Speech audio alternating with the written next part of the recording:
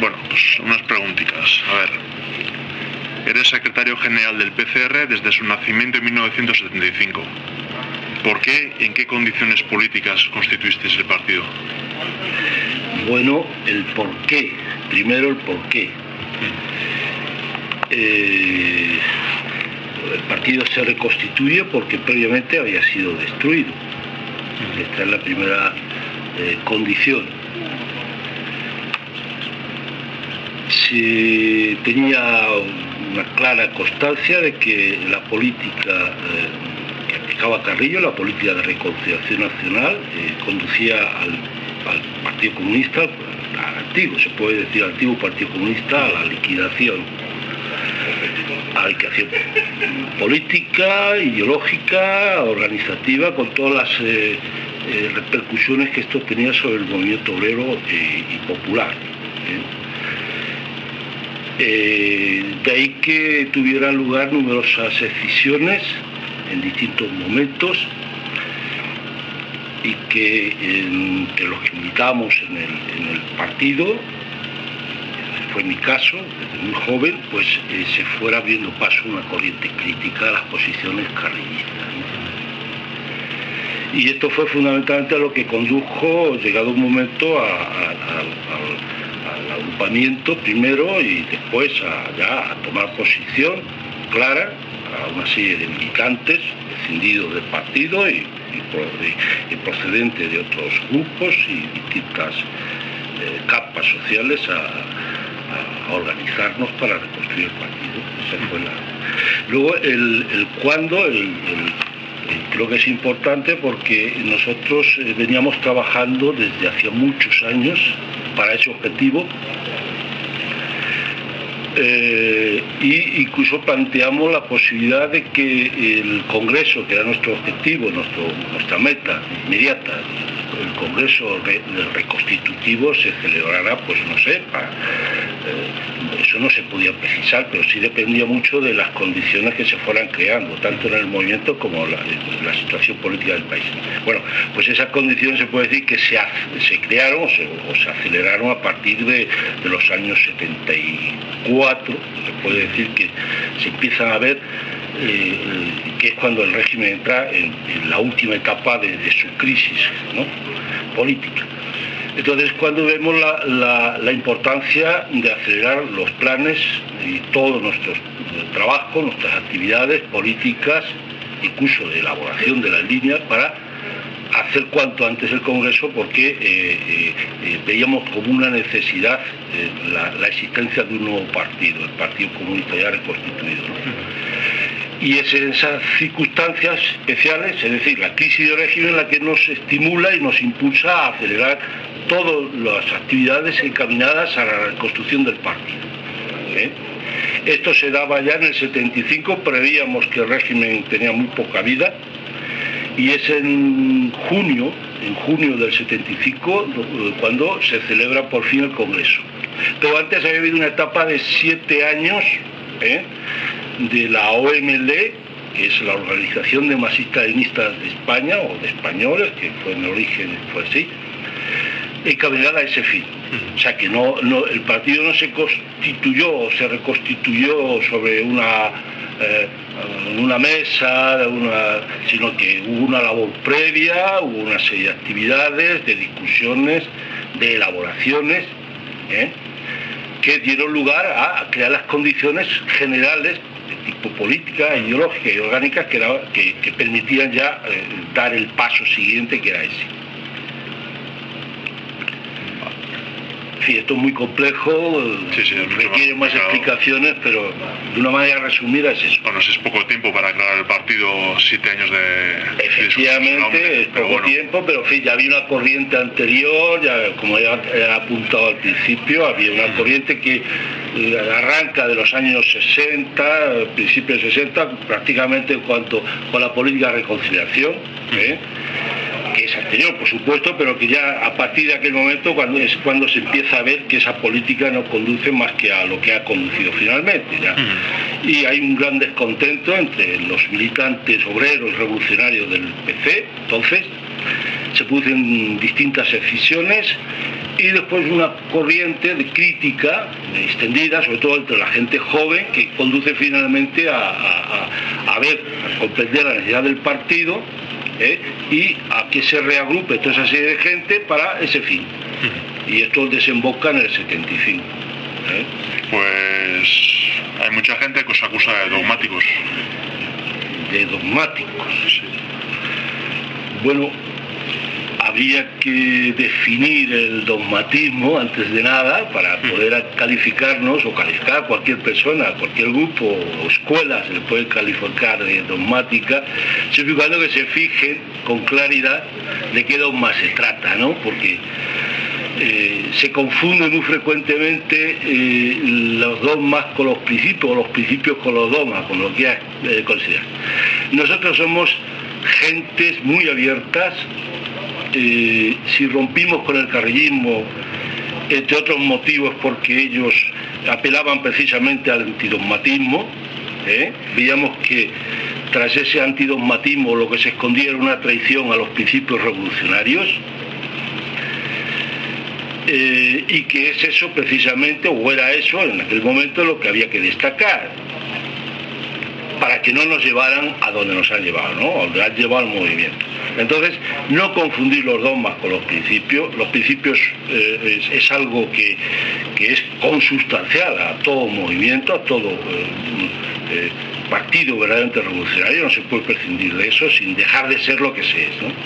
Entonces yo rechazo tajantemente esa acusación y yo creo que la práctica es el mejor juez para determinar si realmente un movimiento, un partido o una persona es una dogmática o un dogmático, ¿no? Y en la práctica yo creo que hemos demostrado lo contrario y lo estamos demostrando.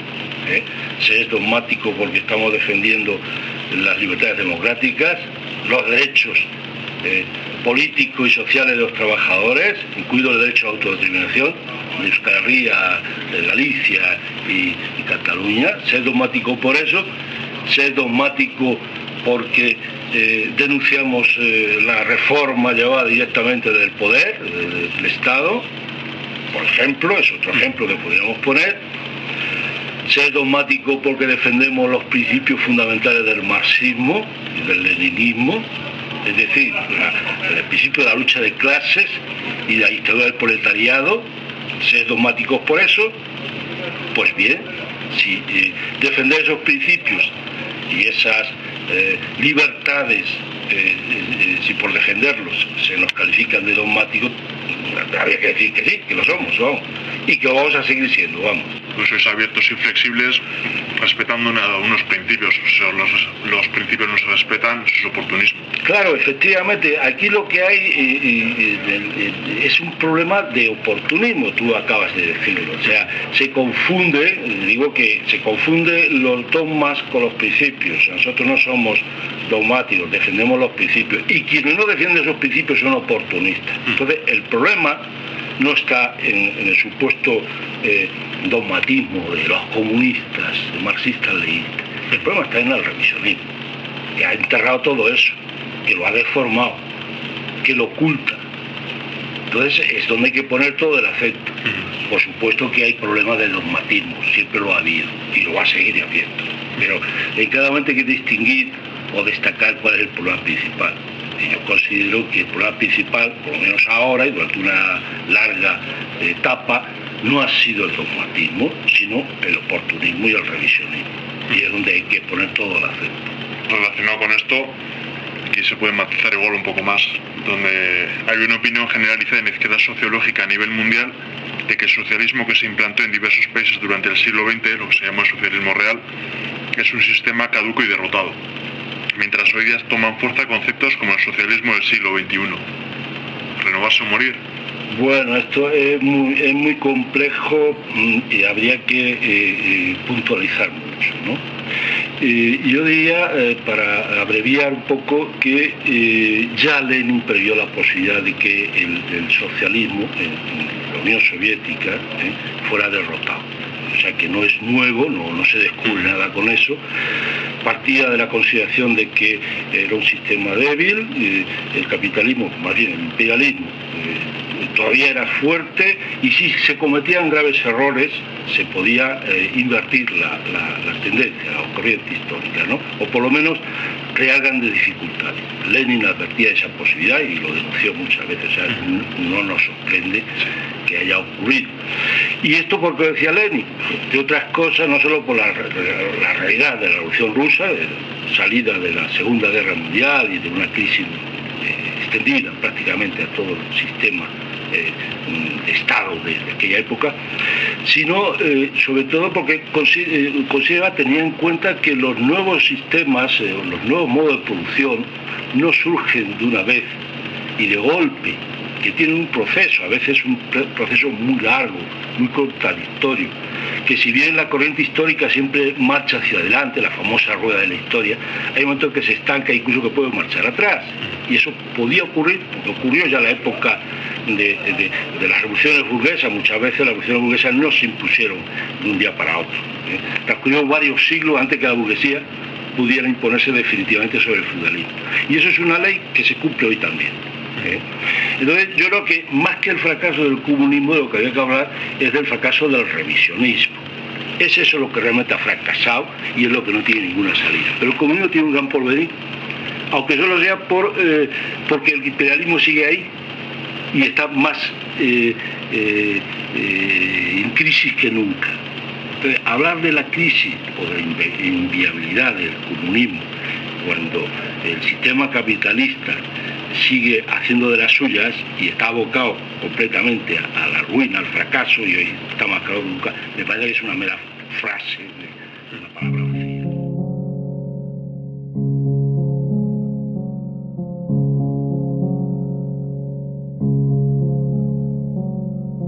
No es posible.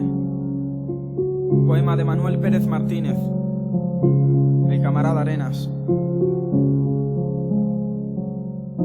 No es posible tanta esperanza muerta, la fe perdida, esta noche que los anega.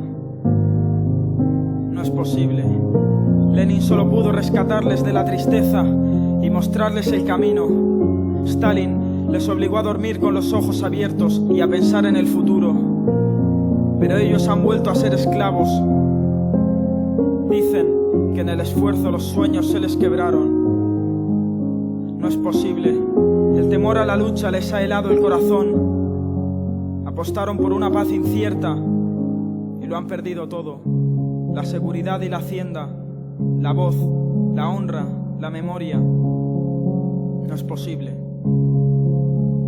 Han vendido la sepultura de sus padres, el ajuar de sus mujeres, la sonrisa de los niños. Se disponen a traficar con la sangre del hermano. Están soplando los últimos rescoldos del capitalismo. Quieren avivar su llama oscura, pero no es posible. Lo aseguro.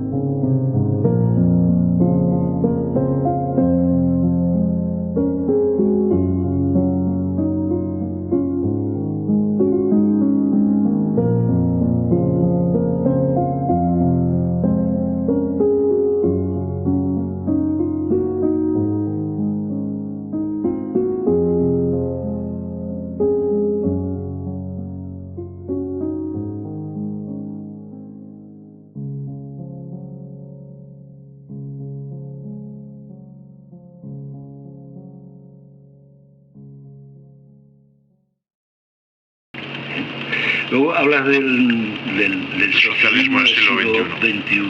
Bueno, habría que estudiar un poco los textos que andan por ahí y las ideas que abogan por ese llamado socialismo. La referencia sería más o menos Venezuela. Efectivamente, podría ser Venezuela. Podría ser. Bueno, ¿qué hay ahí? ¿Qué hay ahí? Que no hablo ya de teorías o tesis, de la misma práctica.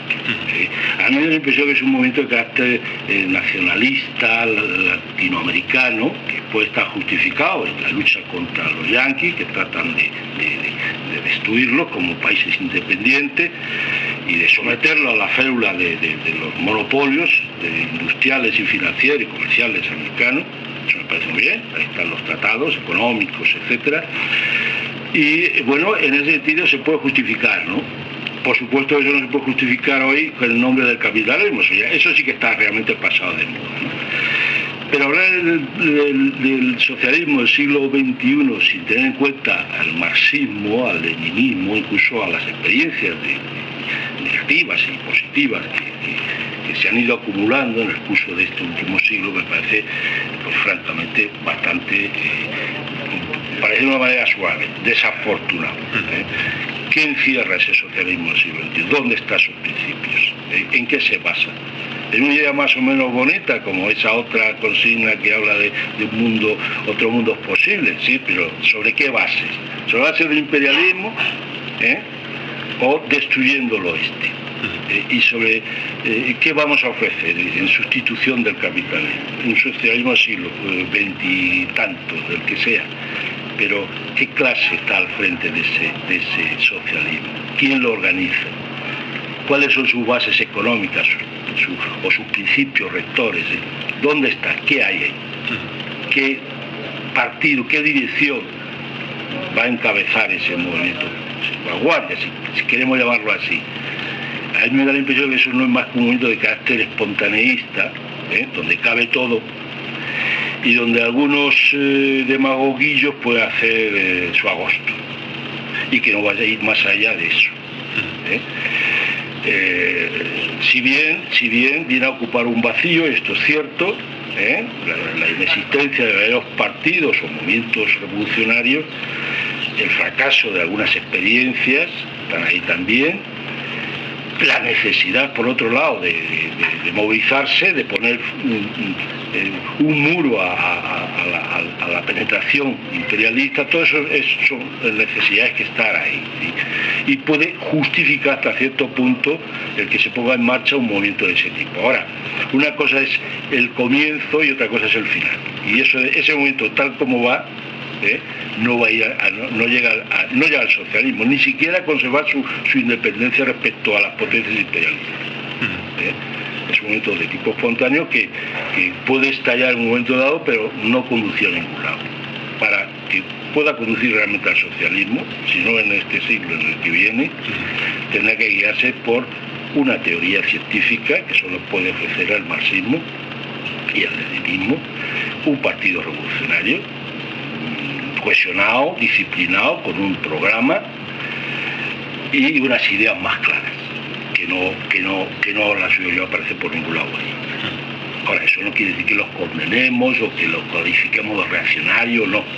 Puede ser un movimiento antiimperialista y nacionalista. Eso es, tiene una democrático de carácter democrático, yo diría antiimperialista, más que democrático, es democrático, ¿no? Pero el carácter, lo esencial ahí yo creo es el antiimperialismo, el antiyanquismo más que otra cosa. También se opone a las potencias europeas, su objetivo principal, su enemigo principal son los yanquis, y eso es una realidad que está ahí. Y en ese sentido, pues me parece muy bien, pero si no se destaca ahí una vanguardia y con un programa claro, eso no va a ningún lado. Va a ser manipulado por la propia burguesía y al final va a ser derrotado o se va a dividir en mil, se va a atomizar. Concretando un poco en vosotros, con el año 2000 os detuvieron a la mayor parte de la dirección en Francia. Tú llevabas 20 años en la clandestinidad y en el juicio os condenaron en Francia por la asociación de malhechores. ¿No existen condiciones en el Estado español para trabajar en la legalidad? Bueno, condiciones no es que no existan, porque en Euskal Herria se ha demostrado que existían, por lo menos, y ahora se está luchando por preservar esas conquistas. Eso son conquistas, no son concesiones gratuitas, ¿no? Lo que sucede es que en nuestro caso partimos de una situación distinta. Aquí lo que se dio fue, se puede decir, la traición, el engaño y la traición de la llamada izquierda tradicional y enmohecida, como lo decimos nosotros. Éramos un movimiento muy joven, no habíamos acumulado suficiente fuerza, dimos la batalla en el momento que había que darla, hicimos la denuncia de la reforma y lo que esto suponía, reforma del régimen, y se nos echaron encima y nos aislaron. Esto es una realidad. Y de hecho se puede ver en un ejemplo muy claro. Mientras salieron de la cárcel todos los militantes vascos, incluidos también algunos carrillistas y tal, a nosotros nos metieron en la prisión. O sea, eso nos impidió utilizar incluso cualquier posibilidad de trabajo legal que se podía haber abierto. O sea, nos arrinconaron, nos metieron en la cárcel y nos empezaron a machacar de la manera más bestial a partir de aquel momento. O sea, en esa amnistía, por ejemplo, se quedaron 17 presos. Sí, yo me quedé en la cárcel precisamente cuando el famoso pacto de la Moncloa, el mismo día que se salió la noticia del pacto de la Moncloa, después pasaron un montón de días en la DGS, las condiciones que te puedes imaginar. Nos llevaron a la prisión de Carabanchel y al entrar a Carabanchel se me acercó uno de los policías que nos habían estado machacando, se me acercó a mí y me dijo: se acaba de firmar un pacto, entonces todavía no se llama de la Moncloa, entre todos los partidos políticos, dice, os vais a pudrir en la cárcel, textualmente. Y bueno, el pacto ha sido así y así ha sido. Hay militantes nuestros que han estado y siguen estando y seguimos estando perseguidos, reprimidos y en la prisión.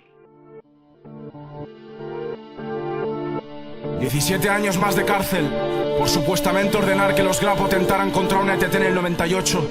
No han podido demostrarlo con pruebas, pero es que aunque así fuera, 17 años por unas paredes reventadas es una locura. Aunque todo cuadra si Manuel es comunista, y a nada le tienen más miedo en estos tiempos que corren. Tenían que abrir un caso del 98 para afirmar la cadena perpetua encubierta que sufre por ser secretario general de un partido comunista que, como comunista consecuente que es, no condena las acciones contra la oligarquía. Y aquí no hay libertad de expresión, porque yo fui detenido por esta canción, entre otras. Haced lo que tengáis que hacer, fascistas, pero no vais a escoger a quien tengo que admirar, ni me vais a silenciar. No pienso mirar hacia otro lado ante injusticias así.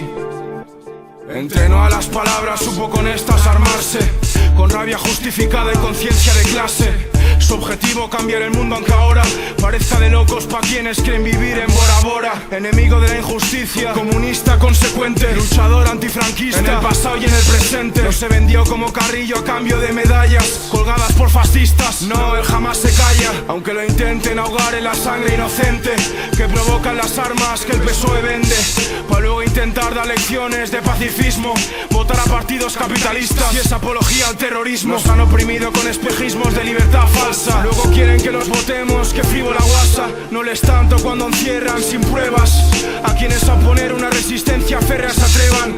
Y mientras a ver chales de prisión entran y salen, se compra otra mansión el cabrón de Felipe González en Marruecos, para ser más concretos, viviendo entre lujos a costa de hambrientos, cerdo. La transición fue una farsa para que se forraran los que al fascismo siempre le lavaron la cara. Se hacen series a los principitos, su demomafia asesina en series premiada por sus delitos. Sigue la represión de Andalucía, Euskal Herria, toda conciencia muerta es lo que el Estado querría. Las cárceles llenas de héroes de la clase obrera, la verdad se encarcela pero siempre escapará fuera. Y mientras bombardean colegio las fuerzas de ocupación, aquí llaman terrorismo simplemente alzar la voz. Tenemos poco que perder salvo las cadenas, prisión para banqueros, libertad camarada Arenas. Manuel defendió con fanatismo su dignidad y la nuestra, aun sabiendo que lo iban a encerrar. Que esperar de un Estado que hace ministro mayor oreja y deja a explotados en el umbral de la pobreza. Pero las rejas no van a silenciar la verdad, que tarde o temprano se va a revelar con fuerza, abrazando a los humillados y desposeídos, que no se venden al PSOE y les sobran los motivos. Bienvenido donde se violan libertades, cientos de revolucionarios presos, bien lo saben, hasta sin delitos de sangre, a diferencia de franquistas sin camuflar en las filas del PP. Se ilegalizan partidos que propongan alternativas que sustituyan las del sistema, genocidas. Se ilegalizan humanos de moral muy superior a las de cualquier responsable del Ministerio de Interior.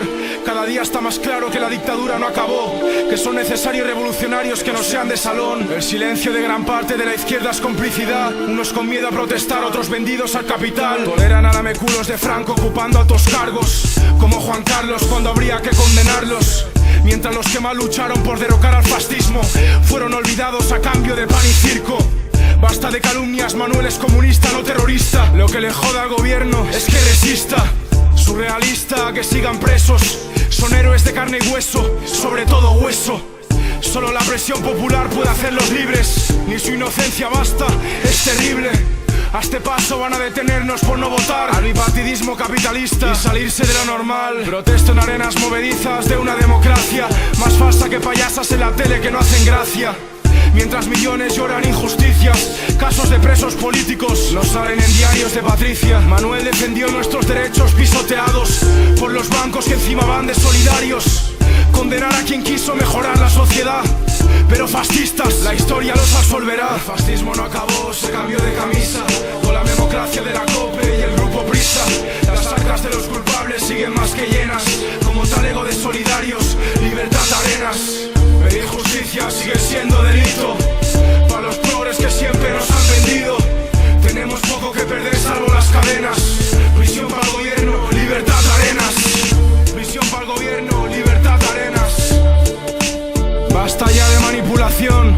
Manuel es comunista, no terrorista. Lo que les jode es que a su barbarie resista. Que sea un comunista consecuente, no como esos partidos que condenan las acciones contra la oligarquía y encima van de anticapitalistas. Las rejas no van a silenciar la verdad, no. Tarde o temprano se va a revelar con una fuerza inusitada que va a arrasar con esos cerdos y pagarán por todo el daño que a los mejores hombres han hecho. Prisión para el gobierno, Libertad Arenas.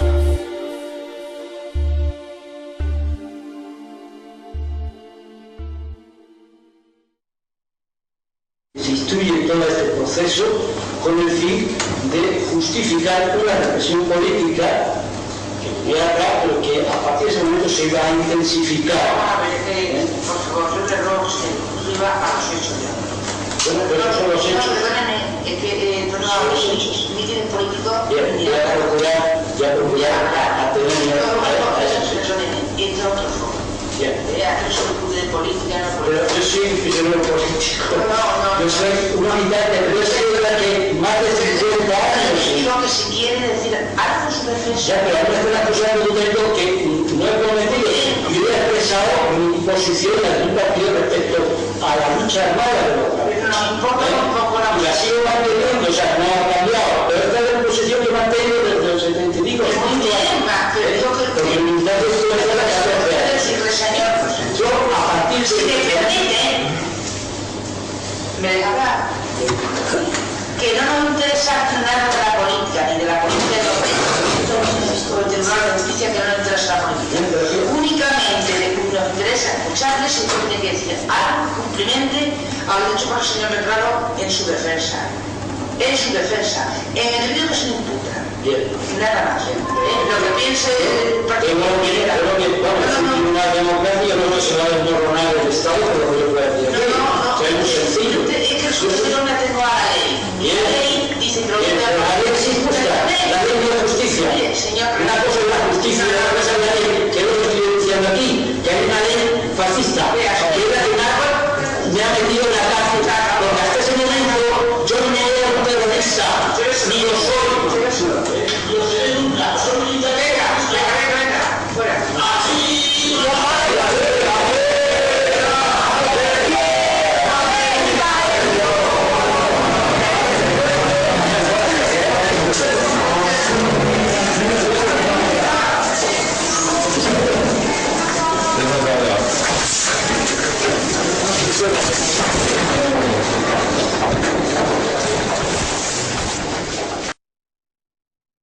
En esas condiciones se puede hacer muy poco trabajo de la legalidad o desde la utilización de las posibilidades legales. Lo cual no quiere decir, ojo, que me parezca mal que en Euskal Herria o allí donde se han dado esas condiciones favorables se hayan utilizado y se sigan utilizando y se siga trabajando por ello. Eso me parece muy importante. Lo que vaya a ocurrir en el futuro, pues está por ver. Está por ver. La cuestión es que nosotros no somos anarquistas, no somos bicoteístas por principio. Estamos por la labor política amplia e incluso por la utilización de todas las posibilidades legales que pueda existir. Lo que pasa es que no nos han dado esa oportunidad a nosotros. Vamos. los tribunales españoles, al igual que los franceses, no han podido demostrar ninguna relación orgánica entre el PCR y los Grapo, pero en el 2004, aparte del juicio ese que se desarrolló en París, en el 2004 la Audiencia Nacional condenó a varios miembros del Partido del Socorro Rojo Internacional por colaboración y pertenencia a banda armada. ¿Cuál es actualmente, por ejemplo, tu situación judicial? Bueno, toda esta serie de procesos y de juicios hay que encuadrarlo en lo que podemos calificar la ofensiva ultra reaccionaria del PP y compañía, porque el PSOE ha estado ahí desde el principio también y continúa en esa ofensiva. Eso es un hecho real. Entonces, hasta ese momento, hasta la promulgación de la ley de partido, nosotros no éramos un partido legal, pues no lo hemos sido nunca, pero tampoco éramos ilegales. A partir de ahí nos declaran ilegales, cosa que no había ocurrido hasta ese momento. Y como tal partido ilegal, pues nos convierten en terroristas, porque claro, no podían acusarnos de otra cosa. O sea, nos ha hecho ilegal no nuestra actividad política, o mejor dicho, terrorista nuestra actividad política, sino la ley. La ley de partido nos convierte en terroristas. Entonces es una anormalidad, como se está demostrando, que no hay manera de sostenerla más que con la política que ya había empezado a aplicar el PP, que nosotros calificamos de regreso a los orígenes del régimen, y que ya preveíamos que se iba a venir abajo, que no podía sostenerse, a menos que realmente se emprendiera una vez cruzada contra el conjunto de las organizaciones y partidos políticos, no solo de la izquierda o comunista, sino incluso de la propia burguesía. Y que eso era una locura que les iba a llevar a la bancarrota total. De alguna manera eso se ha rectificado a partir del 11 de marzo, de las famosas acciones. Eso venía a ser la señal clara de que aquello no podía seguir así, que iban a por el aire. Otra historia es cómo se ha realizado y todo lo que envuelve ese asunto. Pero esa es la realidad. Y se puede decir que desde que nos detienen, nos aplican la ley de partidos sin haber entrado siquiera en vigor, eso es un plan que ya estaba ahí, nos procesan en París, a mí y a mis camaradas, no pueden demostrar efectivamente la vinculación, que era todo su interés, es buscar el vínculo PCR-Grapo, no aparece por ningún lado, pero no obstante nos condenan a 8 años de prisión por un canalidad falso, en relación con una organización terrorista, pero nada más, en relación con una organización terrorista que no tiene otros elementos de combate que carnets falsificados y órganos de propaganda, que es todo lo que teníamos nosotros, nuestra revista, nuestro periódico, Resistencia, Antorcha, diversos documentos, y con eso nos condenan a 8 años de prisión. Una vez cumplida la condena allí nos traen acá, y entonces aquí a mí en especial, ya había centrarme en mi procesamiento, me atribuyen todas las acciones que habían realizado los Grapo a partir de una fecha determinada. Por aquello dice que el PCR-Grapo es una misma organización, el vínculo famoso lo establecen ellos, el PCR como tal organización desaparece, inventan un nuevo engendro, es un engendro, una organización que se llama PC-Grapo o Grapo PCR, algo que nunca ha existido, y incluso llegan a falsificar un programa que nos atribuye, que ese programa nace de la fusión entre el programa manual, que se llama así, de guerrillero de los Grapo, y el programa y los estatutos del PCR. Entonces la Guardia Civil hace una fusión de esos dos textos y dice que ese es el programa del nuevo partido y me pone a mí al frente. Vale. Pero la realidad es que posteriormente, en mis comparecencias ante la Audiencia Nacional, el distinto juzgado de la Audiencia Nacional, ante Garzón, Marlaska y los otros jueces, todo eso se va viniendo abajo, y se van anulando las acusaciones. Al principio seguía apareciendo como responsable de los Grapo y actualmente, para resumir, ya no soy responsable de los Grapo, soy secretario general del PCR.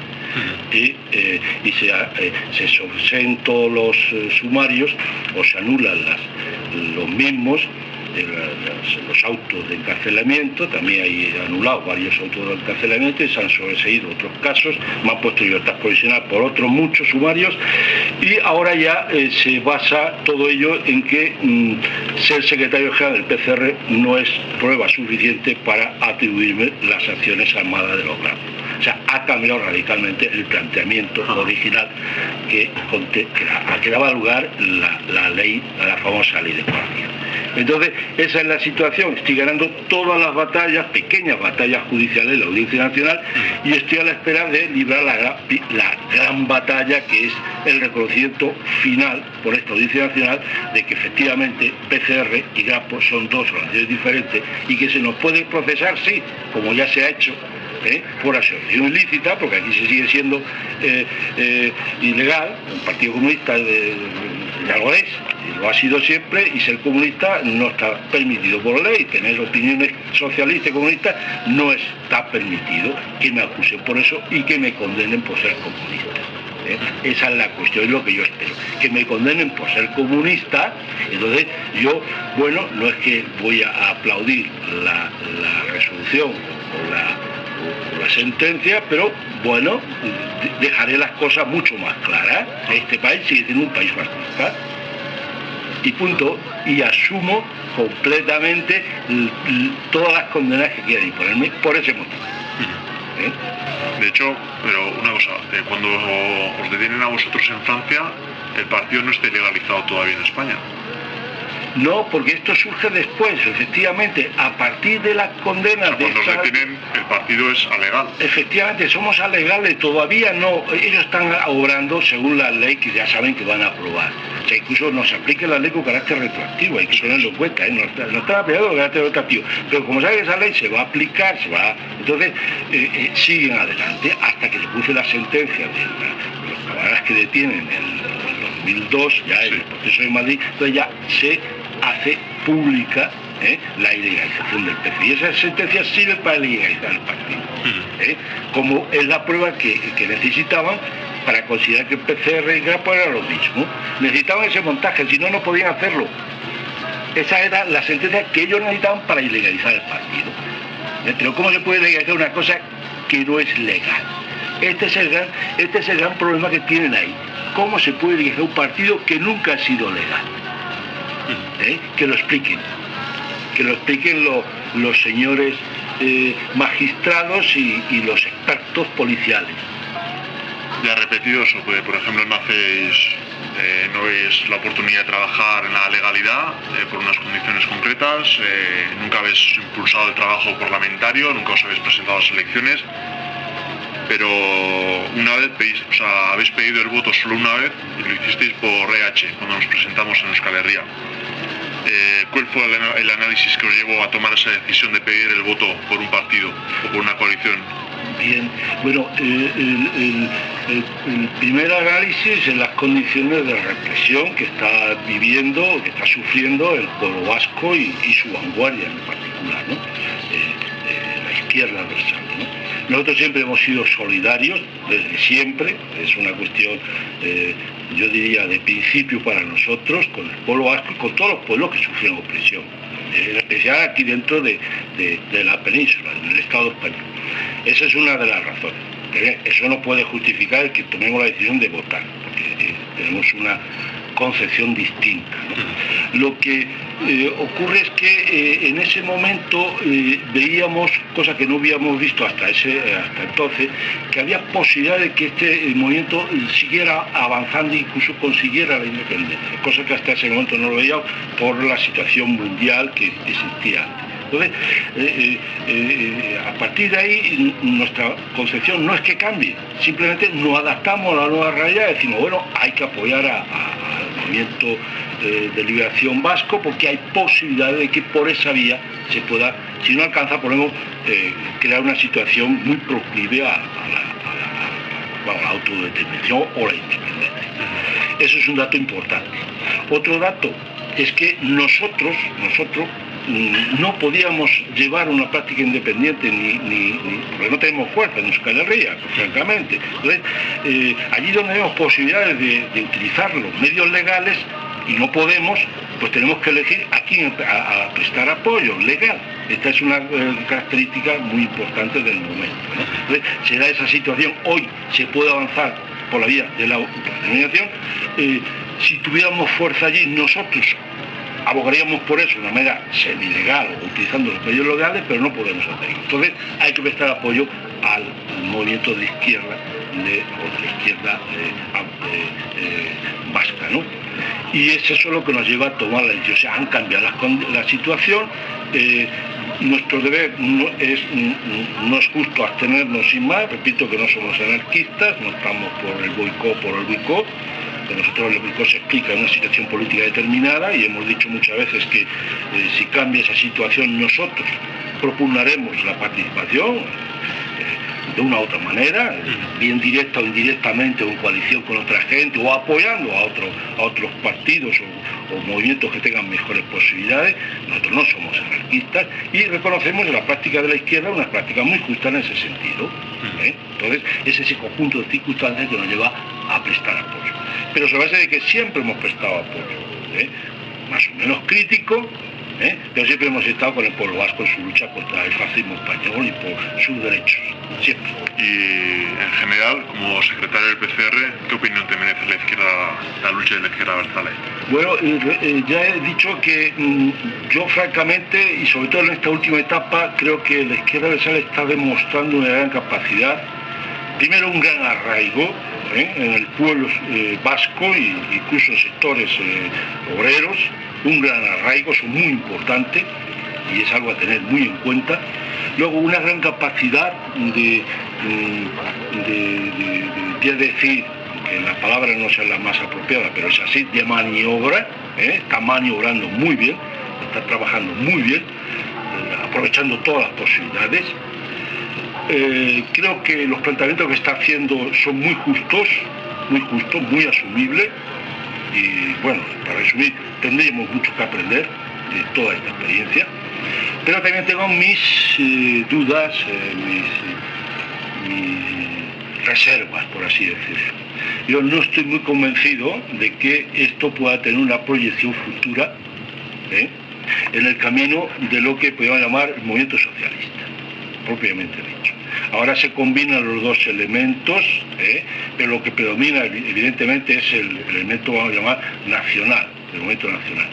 Mientras que las cuestiones referidas al socialismo o a las cuestiones de carácter más social están en un segundo plano. Bueno, cuando este problema se resuelva de una u otra manera, y estoy convencido de que se va a resolver, los problemas sociales van a pasar al primer plano.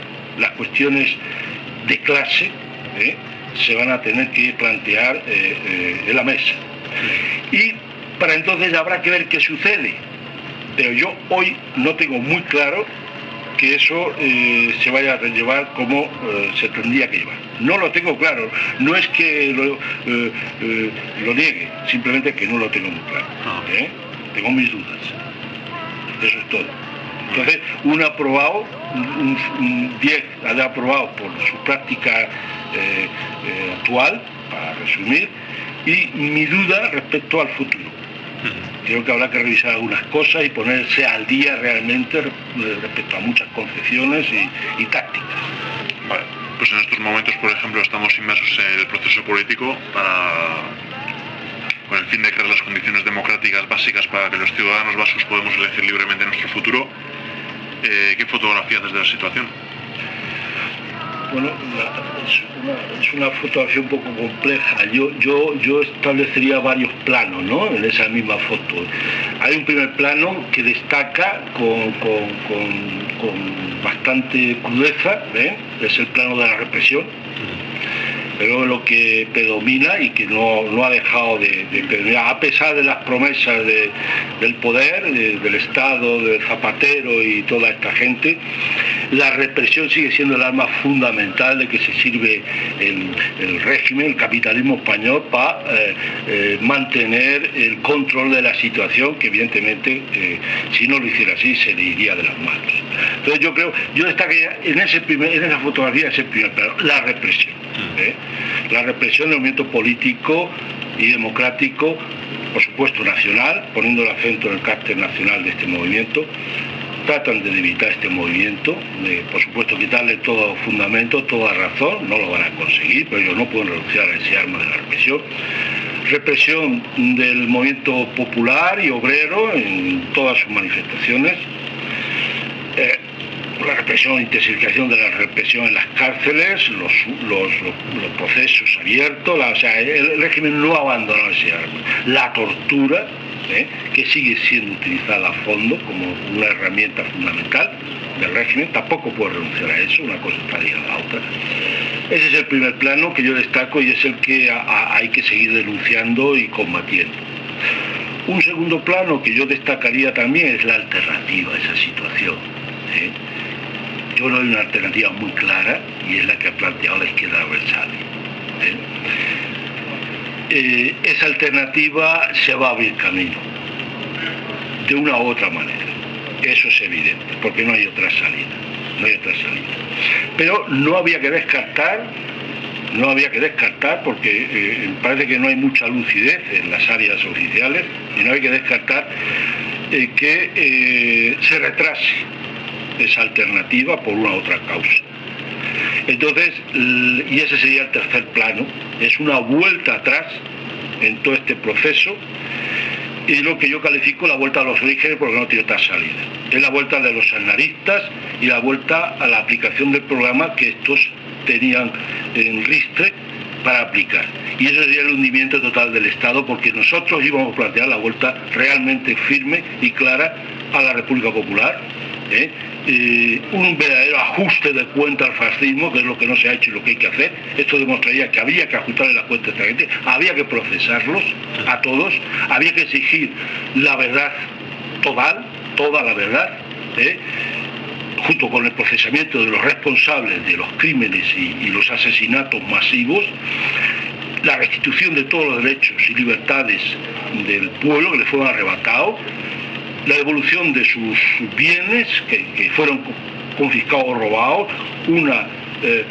y con eso lo digo todo, o sea, una verdadera república que ponga fin a esta negra noche, larga y negra noche del fascismo. Es la única alternativa realmente que queda. Entonces yo veo esos tres planos: represión, posibilidad de que se abra camino la alternativa democrática que hoy representa la izquierda, adversales, y una posibilidad, que no la veo muy probable, pero no hay que descartarla, de una vuelta atrás en el sentido que apuntaban los aznaristas. Eso se puede ocurrir si el gobierno actual, Zapatero, no cumple sus promesas, decepciona, como está ocurriendo a mucha gente, supuso una gran abstención, y los pepistas, los peperos, los fascistas, se ponen de nuevo. Eso sería la hecatombe para el régimen, para la monarquía, para el Estado español, y haría que se tuviera que poner al primer plano las cuestiones fundamentales que plantea la resistencia, la destrucción del Estado fascista, la restauración de la República Popular, con todo lo que eso lleva consigo. Y por supuesto, eso implica de una manera inmediata la autodeterminación y la independencia de los países oprimidos por el Estado español. Eso está claro. Es el segundo aspecto de ese gran programa, para nosotros importante: destrucción del Estado monárquico fascista, República Popular, autodeterminación y independencia de las naciones oprimidas, en fin, y todas las exigencias de tipo político y sociales que están ahí. Esa es la alternativa, no hay otra. A la alternativa aznarista, a la alternativa fascista de vuelta a los orígenes, es el programa de la resistencia popular. Una solución intermedia, que es una forma de compromiso, es lo que está ahí, lo que propone la izquierda, que me parece muy inteligente y muy justa. Una segunda transición. Una segunda transición, porque la primera no fue tal. Nosotros estamos ahí. Nosotros estamos planteando también ese programa, es un programa democrático, no estamos planteando un programa socialista. Nosotros estamos por el socialismo, claro que sí, y por el comunismo, claro que sí, pero no como una cuestión inmediata. Estamos planteando las exigencias mínimas del movimiento popular. Con eso se resolverían muchos problemas y se podría alcanzar una paz relativa, pero una paz. No sabemos cuánto tiempo podía durar, nosotros abogaríamos que fuera duradera, pero en fin, eso ya no depende de nosotros, ¿no? Pues, a ver, como nosotros, los presos políticos vascos, nosotros también Formáis un colectivo en las cárceles. Sí. ¿En qué situación os encontráis? Bueno, pues estamos prácticamente en la misma situación que los prisioneros vascos. De hecho, estamos junto con vosotros en todas las prisiones, pues eso somos bastante menos. No nos permiten estar juntos. Yo cuando me trajeron aquí había dos camaradas y inmediatamente los dispersaron. Ahora estamos juntos, pero tampoco sé cuánto tiempo me tendrán junto a vosotros. Y en ese sentido se puede decir que es, voy a decir, no peor, en el sentido de que nos vayan más a la chepa a nosotros. No, es que al estar menos podemos ejercer menos presión también. No tenemos el apoyo que tenéis vosotros, popular. Por supuesto tenemos el apoyo de nuestra familia, de nuestros amigos, tal, pero no es igual contar con un ejército político en marcha que estar de francotiradores como andamos nosotros, ¿no? Entonces eso cuenta también, y en ese sentido nuestra situación es un poco peor que la vuestra, ¿no? Pero vamos, contamos en vosotros todo el apoyo del mundo y nos sentimos completamente arropados y compartimos de una u otra forma el apoyo que vuestro pueblo os ofrece, ¿no? Eso es verdad. Y bueno, de cara a los procesos pendientes, pues veremos a ver cómo se desarrollan las cosas, veremos a ver qué sucede. Luego, si siguen apretando, nosotros no vamos a entrar por ningún aro, no vamos a aceptar la ley de partido de ninguna de las maneras, ya pueden poner como quieran. No vamos a renunciar a ser lo que somos, ni a nuestro nombre, ni a nuestro programa, ni a una coma siquiera de nuestros estatutos. A nada de eso vamos a renunciar. Y en todo caso, si habremos de modificar algo, tendría que hacer por nuestras propias iniciativas y siguiendo nuestras propias normas, no la que nos dicten los fascistas. Pero que no sé, si esto no se resuelve, vamos a seguir existiendo como hasta ahora. Estamos preparados para todo. Tanto para lo malo como para lo menos malo. Estamos preparados para lo peor y para lo menos peor. Un poco de teoría. Sí. En los primeros pasos que disteis en la creación del partido, seguíais la línea de Mao, se podría decir, la línea del PC chino. Había una clara influencia, pero parece que en los últimos años no es así. Así es. Es cierto que hay que tener en cuenta que nosotros nacimos como partido reconstituido en una situación en la que está en marcha la revolución cultural, por ejemplo, el PC chino y los albaneses, el Partido del Trabajo de Albania y otros partidos, ¿no? Mantiene una lucha frontal contra las tesis kuchubianas, revisionistas. Eso tiene mucha influencia en el plano internacional y a nosotros nos influye muchísimo, ¿no? Entonces,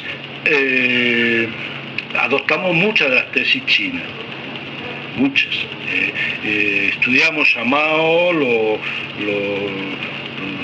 consideramos como un gran teórico, como el continuador, se puede decir, en la línea de lo que entonces se decía, ¿no? Continuador del marxismo, del leninismo, etcétera. Y incorporamos a nuestras tesis muchas de sus ideas y principios, ¿no? Pero no obstante, nunca hemos sido lo que se llama prochinos, entre otros motivos porque aquí había un partido, no solo un partido, había varios partidos, pues todo uno, el PCML, que sí eran prochinos. Eso hicieron una copia del programa chino de Nueva Democracia. No voy a entrar en detalles, pero eso es una realidad. Nosotros se puede decir que no solo estábamos en contra del carrillismo, sino también contra esa copia pro-china a las condiciones de España. Ellos consideraban que España era una colonia, nosotros decíamos que no, que aquí había un Estado imperialista, que oprimía a otro pueblo, y eso ya era una diferencia esencial con respecto a eso. Entonces no podíamos calificarnos como pro-chino, si bien admitíamos muchas de las ideas de Mao. Esa es la realidad. ¿Qué ha ocurrido últimamente?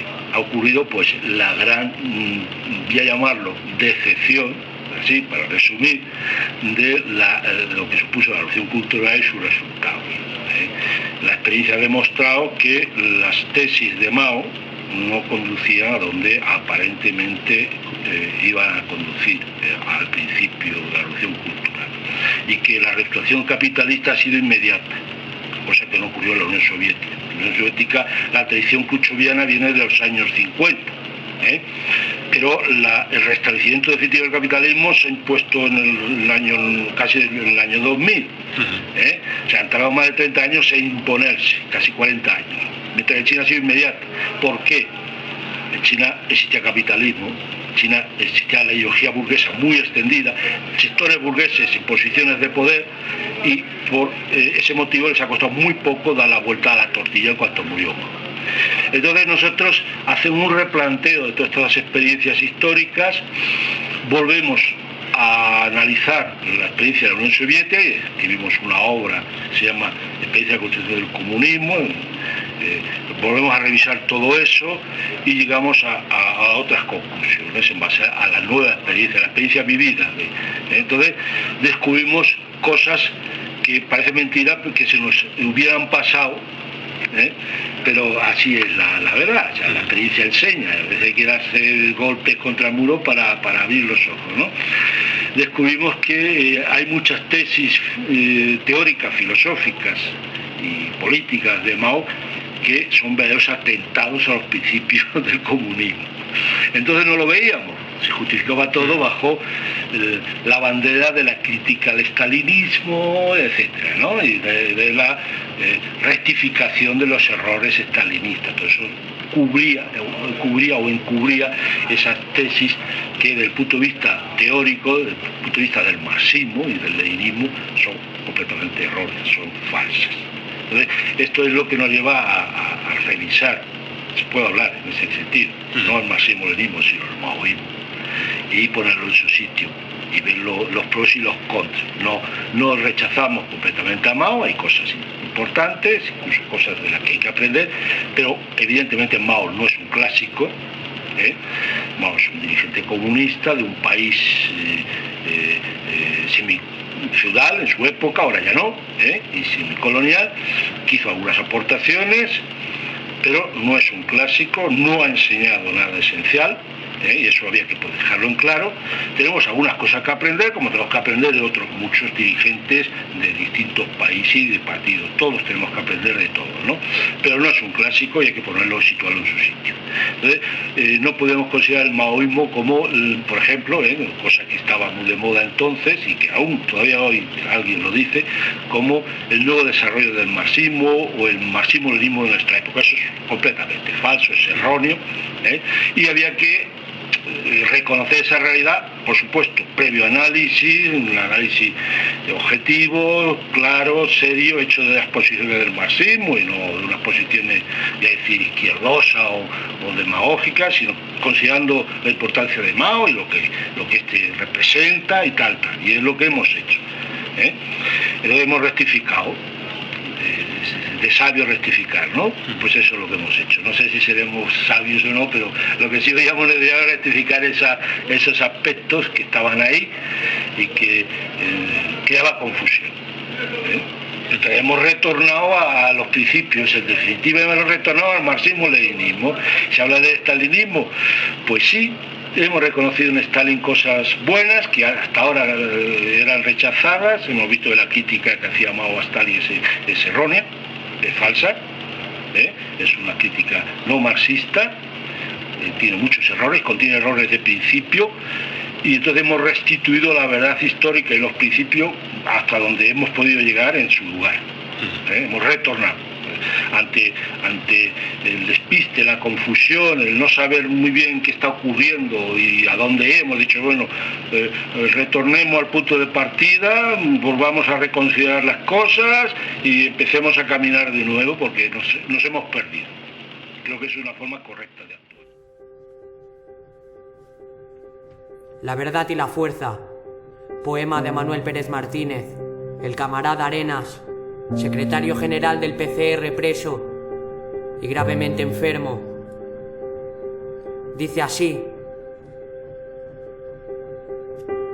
otra vez nos encontramos en celdas, otra vez castigados. ¿Por qué? Tampoco ahora lo sabemos. Es el sistema porque nosotros seguimos cargados de razones. Ustedes, los funcionarios, son profesionales, no entienden de política, no tienen ideología, no saben diferenciar la verdad de la mentira, ni les interesa, solo cumplen órdenes. Les falta la fuerza para obligarnos a entrar en la celda, ¿Quieren que lo hagamos voluntarios? Claro, así se evitarían problemas, sus problemas, pero no nos someteremos dócilmente. Así tendrán que llamar a los guardias, solo ante la fuerza. Nos sentimos impotentes.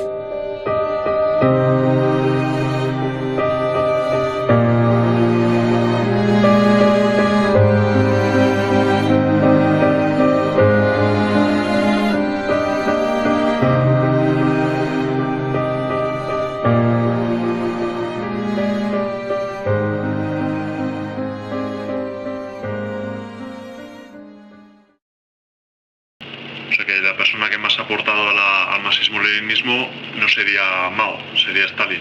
Por supuesto, yo considero, ahora lo digo, Sí, sí. Que el más digno sucesor de Lenin en la Unión Soviética y en el plano internacional, porque tenemos mucho que aprender de ahí, de la Unión Soviética, el periodo de la construcción del socialismo y de la lucha contra el oportunismo y el revisionismo, el más destacado y digno sucesor es Stalin. Evidentemente es así, Hay que ser muy claro, muy firme también. Sé que se nos van a echar encima muchos antidogmáticos, pero estamos dispuestos a asumir la pelea contra esa gente, como siempre lo hemos hecho, y defender la verdad. Stalin es una figura histórica que ha hecho grandes aportes a la causa y a la teoría, y hay que considerarlo así. Lo que pasa es que hay que estudiarle y no hay que dejarse llevar por la propaganda imperialista ni por los tabúes, y la propaganda negra, ¿no? Hay que estudiarle y leerle y confrontarlo con lo que hemos hecho nosotros, confrontarlo con la experiencia pasada y con la más reciente, y más en concreto con la experiencia china, con Mao Zedong, en el plano práctico y teórico. Y de esa confrontación, creo que es un método científico, ha salido unas conclusiones. Y nuestra conclusión es, en la polémica Mao-Stalin, Stalin gana. Stalin gana, yo diría, por goleada. Francamente, por goleada. Y antes yo era maoísta, no era stalinista. Puedo decirlo. Pues tú decías antes lo de dogmático. Claro, con conocimiento de causa. Antes, si se lo puede acusar de dogmático es por haber defendido a Mao Zedong de manera crítica, sobre todo en relación a Stalin. Sí, no, yo asumiría sin ningún tipo de reserva la crítica de dogmatismo respecto al maoísmo. O sea, y nunca hemos sido maoístas, Sí, sí. Pero respecto a Stalin sí hemos aceptado muchas ideas y tesis de Mao que apuntan contra las etapas del socialismo, la Unión Soviética, y contra Stalin. Lo hemos asumido sin criterio propio, sin hacer un estudio. Y la experiencia china nos ha llevado a hacer ese estudio y a llegar a la conclusión de que Mao no tenía razón. Y en eso estamos. Ahora somos dogmáticos stalinistas. Casi nada. A ver, antes hemos dicho que el PCR, en la unión esta que han hecho el PCR Grapo, AFA, Bala, sí, Socorro Rojo, todo esto. Todo es PCR, sí. Eso es. Pero vosotros defendéis, o sea, que el PCR es un partido político que no practica la lucha armada. Efectivamente. Pero si la apoyáis, si la legitimáis, no la practicáis. No. Más bien, hay una cosa, vamos a ver. El plan del gobierno, del Estado, era incluir entre los grupos terroristas a nuestro partido, como han tratado con Batasuna y todos los y para eso decía que forma parte de un mismo conglomerado o un complejo. También empleaba la expresión el complejo PCR Grapo, ¿no? Nosotros hemos demostrado en el curso de más de 30 años que eso no es así. Hay muchas resoluciones judiciales que también lo demuestran y que fijan la separación orgánica, ideológica y práctica del PCR y del Grapo. Y no había ningún motivo y no hay y sigue sin haber ninguna prueba que nos vincule, ¿no? La cuestión, y es lo que yo he defendido y sigo defendiendo y voy a seguir defendiendo, y es de lo que se trata de hacer valer ahora, mañana y siempre, es nuestro derecho a la resistencia. Pero no como un derecho exclusivo del partido, sino el derecho de todo pueblo oprimido a defenderse contra la opresión. Esto es un derecho democrático general, que está reconocido hasta la Declaración de los Derechos del Hombre. toda constitución democrática burguesa incluye ese principio, el principio de la resistencia a la tiranía, sea de carácter feudal o de carácter moderno, fascista, monopolista. Ese es un derecho irrenunciable y nosotros defendemos ese derecho. Entonces, en un país como España, como el Estado español, donde ha existido y sigue existiendo, con otra forma, un poco reformado, pero la experiencia lo está demostrando, un régimen de carácter fascista, la resistencia en toda su forma, no solo armada, atención, pero que incluye la resistencia armada, es legítima. O sea, no es que nosotros la legitimemos, sino que se legitima por sí mismo, por el hecho de existir un régimen terrorista. Cualquier forma de resistencia frente al terrorismo de los poderosos es legítima. Es lo que nosotros decimos. Y nosotros nos incluimos en esa resistencia y participamos a nuestra manera, con nuestros medios, participado en esa resistencia. Eso es muy importante, eso es un principio que tiene que quedar claro, para hoy y para siempre, porque si no tenemos que justificar el golpe fascista del 36, los 40, más de 40, pero vamos a poner 40 de terrorismo abierto y lo que quieran hacer los fascistas mañana. Eso es fundamental. Esa es la clave de todos los problemas que tenemos pendientes con el Estado. El reconocimiento de que aquí ha habido un régimen fascista que se sigue manteniendo y la resistencia popular ha sido legítima. Este reconocimiento es la única garantía que tenemos para que si vuelven mañana los fascistas podamos seguir la resistencia contra ellos y derrotarlos. Eso es básico, eso es irrenunciable. Es por eso por lo que estamos peleando. No estamos peleando por una consigna o por una mejora. Esa es una cuestión de principio fundamental. Es el derecho de los pueblos a defenderse frente a la tiranía. Porque si no tenemos que legitimar a los fascistas. Tenemos que decir que los que están en las fosas, ahí en las carreteras, en las cunetas, están bien allí y deben seguir allí. Y todo el que intente una mejora, o la defensa de un derecho, tienen que ir al mismo hoyo. Y eso es inadmisible, bajo todos los puntos de vista. Y no nos van a hacer de ninguna manera renunciar a ese principio. Esta es la cuestión. Luego, hay aspectos muy importantes. Yo, en mis declaraciones ante la audiencia de CEGA, ante el mismo Garzón y el Marlaska, cuando me dice, entonces usted dice que no tiene nada que ver con el Grapo, digo, no, eso es mentira. ¿Cómo que no tenemos nada que ver? Claro que tenemos que ver, y mucho. Nuestros militantes están allí, ¿cómo no vamos a tener nada que ver? Lo que no existe es un vínculo orgánico. No existe un plan operativo, y eso ustedes nunca lo podrán demostrar. No existe una consigna. Yo no he impartido una consigna ni una directriz a nadie de los Grapos. Yo he hablado con militantes que están allí, pero incluso les he dicho, a partir de ahora no te debes a las órdenes del partido. Es una decisión tuya, propia. Te puedes ir donde quieras y sigues siendo comunista, te reconocemos como comunista, pero en el momento que te pasas a una organización de ese tipo, rompe el vínculo orgánico con el partido, porque comprometes al partido, y eso ha sido admitido. Y hay documentos que lo demuestran. Y nunca vamos a renunciar a esa relación. ¿Cómo voy a renunciar yo si tengo un hermano, por ejemplo, en una organización de resistencia armada? ¿Voy a renunciar a mi hermano? ¿No le voy a dirigir la palabra? Y eso ocurre en Euskal Herria, por ejemplo, en miles de casos y de familias. Sí. ¿Qué pasa? ¿Que yo voy a negar que ese es mi hermano? Es lo que ha ocurrido en muchos tribunales. Ante un camarada mío viene el Bouguier, el camarada íntimo, y entonces usted no conoce a fulanito. Digo, ¿cómo que lo voy a conocer si es mi hermano? Es que es un terrorista. Digo, ¿y qué?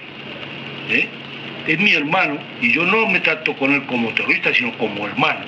Y mi relación con él se establece en la base de la hermandad. ¿Qué quiere usted? Que yo reniegue de él y que a continuación me pueda colaborar con usted, ¿no? O sea, es un absurdo. Y pretenden llevarnos ahí, dividir y romper hasta la familia, para que se pongan todo el mundo de su parte y aislar, el famoso aislamiento de los violentos, ¿no? Bueno, pues eso es otra exigencia más. Yo no voy a renunciar a mis vínculos de tipo afectivos, políticos, ideológicos, jamás. Ahora, en lo que yo no he participado, no se me puede atribuir, ni yo ni a nadie. Y ahí es donde ellos están pinchando en hueso porque no pueden demostrar de ninguna de las maneras, mira que lo han intentado de mil formas, pues ese vínculo, esa implicación. Muy bien, pues a ver, ya hablando antes hemos hablado de la situación en Euskal Herria, el proceso abierto, no sé qué. Cito a Lenin.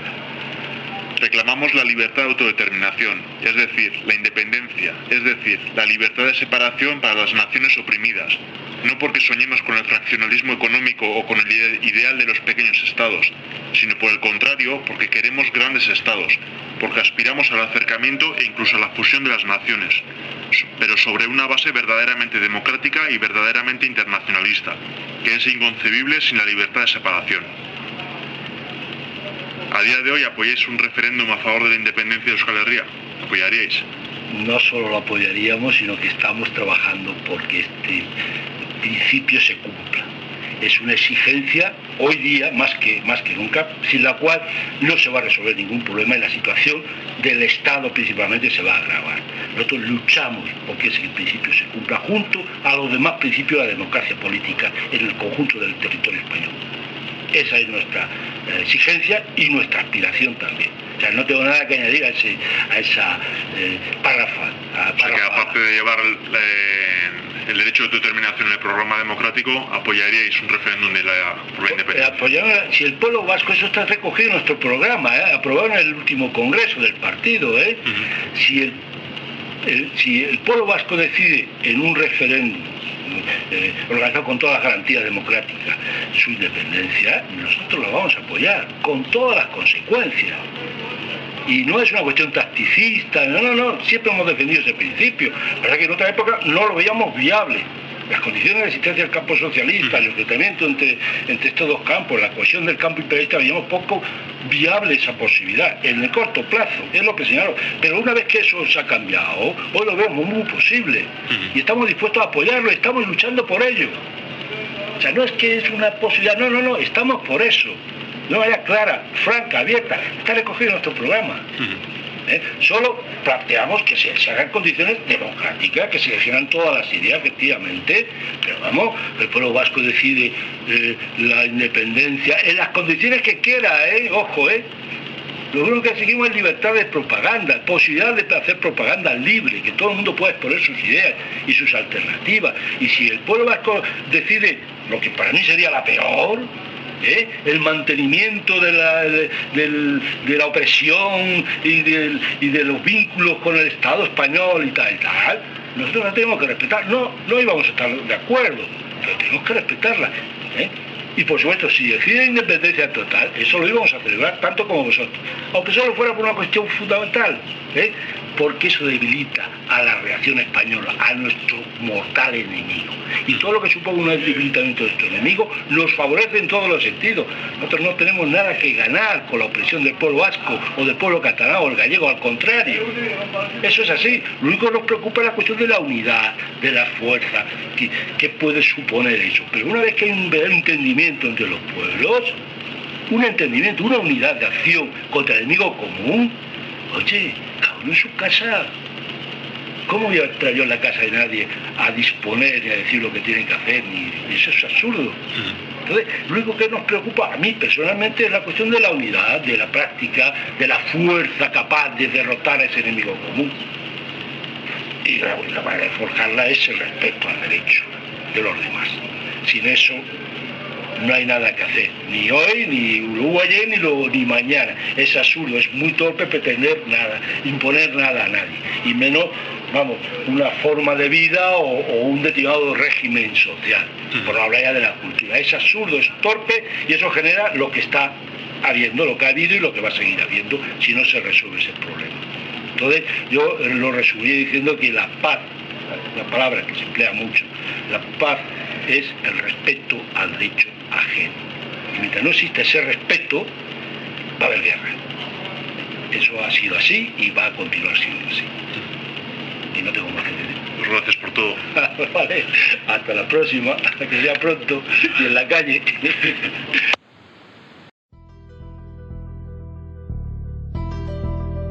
Nuestros héroes no son millonarios, son revolucionarias que lo dieron todo por nuestros derechos, por nuestra libertad, por nuestra dignidad, y así será siempre, aunque nos lo quieran impedir.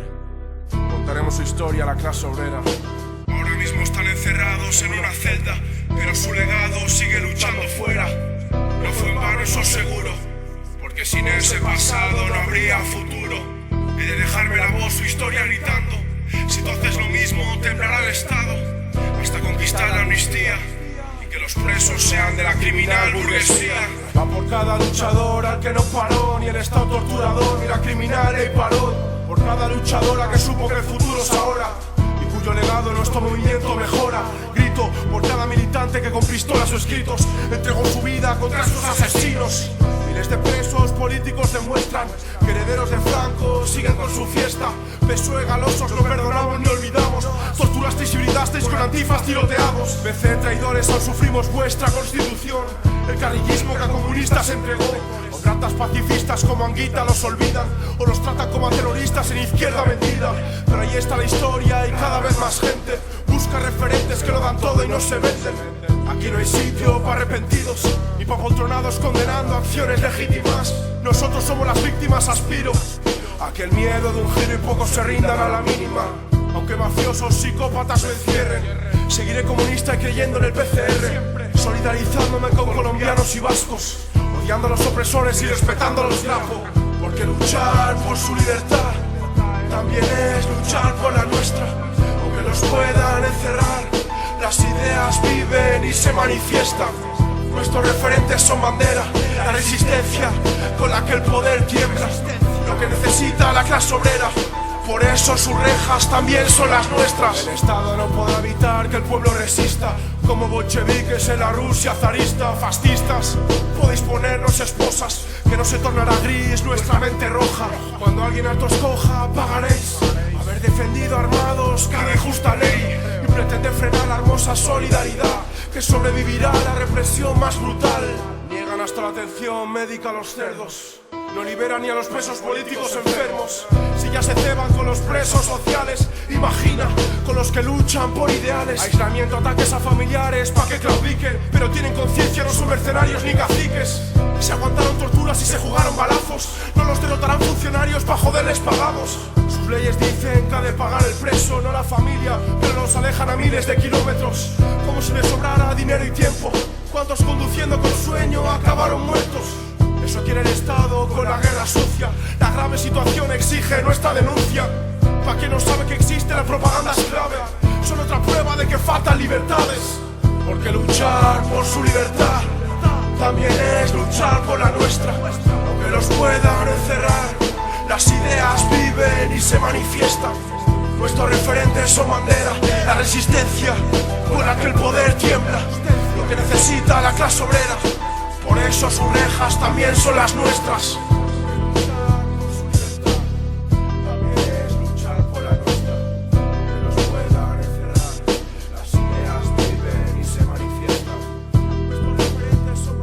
Porque como escribió en una celda el preso político comunista Paco Cela, el día que venzamos, ese día será porque vosotros habéis sido, porque vosotras, con vuestra ejemplar resistencia, habéis sido referentes.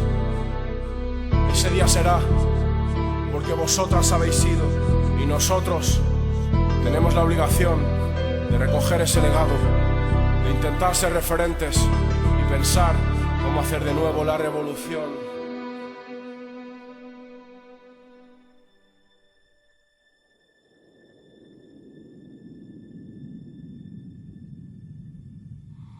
Entrad en las cárceles.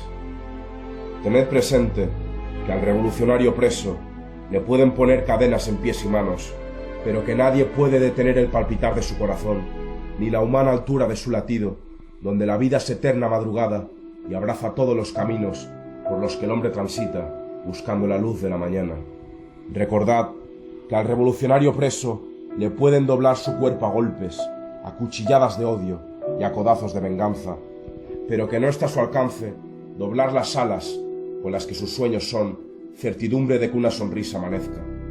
Que no está a su alcance que renuncie su mirada a llenarse de mundo, de viento, de futuro. Pero ¿de qué valdría gritar, anunciar que el día ya asoma, con su boca abierta en estremecimientos de luz, el de la justicia, el de la libertad, el del amor, si la voz permanece en cárcel oscura y no llega hasta quien solo sufre noche y se desesperanza contra un mar de sombras? Por eso, entrad en las cárceles, venid, tomad nuestra voz en vuestras gargantas, esparcidla y derramadla por las calles, que llegue a las fábricas y a los hospitales, y suene, y suene, y suene este mundo nuevo que nos llamea y arde debajo de los párpados.